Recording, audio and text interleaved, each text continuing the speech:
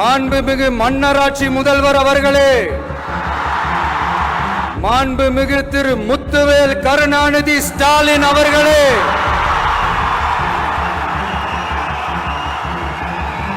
பேரை மட்டும் வீராப்பா சொன்ன பத்தாதவர்களே, செயல்லையும் ஆட்சியிலையும் அதை காட்டணும் அவர்களே. ஒன்றியத்துல பாஜக ஆட்சியை ஒரு பாசிச ஆட்சின்னு அடிக்கடி அறைகூவல் விடுத்து விட்டு இங்க நீங்க பண்ற ஆட்சி மட்டும் என்னவா?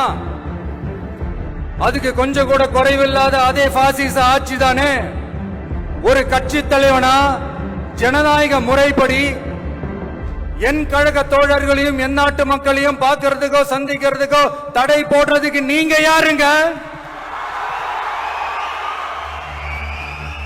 தடையை மீறிய மக்களை பார்க்கணும்னு முடிவு பண்ணிட்டா போயே தீருவேன். சட்டத்தை மதிக்கணும்ன்ற ஒரே காரணத்துக்காக தான் அமைதியா இருக்கிறேன். நேத்து வந்தவெல்லாம் முதலமைச்சர் ஆகணும்னு கனவு காண்றான்னு சொல்றீங்க. அது நடக்கவே நடக்காதுன்னு சொல்றீங்க. அப்படியேங்க எந்த கட்சிக்கும் இல்லாத நெருக்கடியை தமிழக வெற்றி கழகத்துக்கு மட்டும் போட்டுக்கிட்டே இருக்கிறீங்க.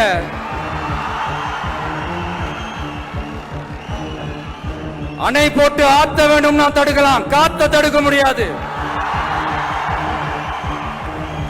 அதையும் மீறி தடுக்கணும்னு நினைச்சீங்கன்னா சாதாரணமா இருக்கிற காத்து சூறாவளியா மாறும். ஏன் சக்தி மிக்க புயலா கூட மாறும்.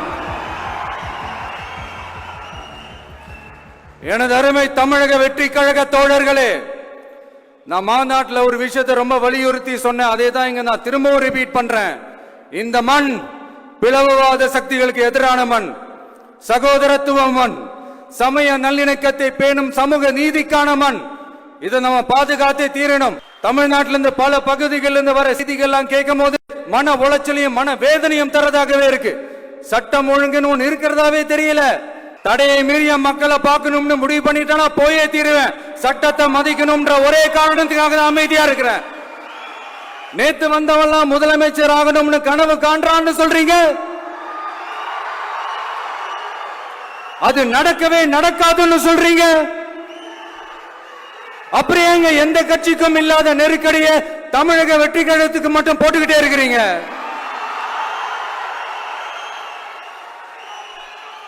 அணை போட்டு ஆத்த வேண்டும்னா தடுக்கலாம், காத்த தடுக்க முடியாது. அதையும் மீறி தடுக்கணும்னு நினைச்சீங்கன்னா சாதாரணமா இருக்கிற காத்து சூறாவளியா மாறும். ஏன் சக்தி மிக்க புயலா கூட மாறும்.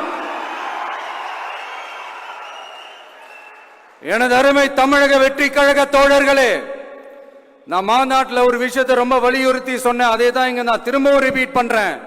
இந்த மண் பிளவுவாத சக்திகளுக்கு எதிரான மண், சகோதரத்துவ மண், சமய நல்லிணக்கத்தை பேணும் சமூக நீதிக்கான மண்.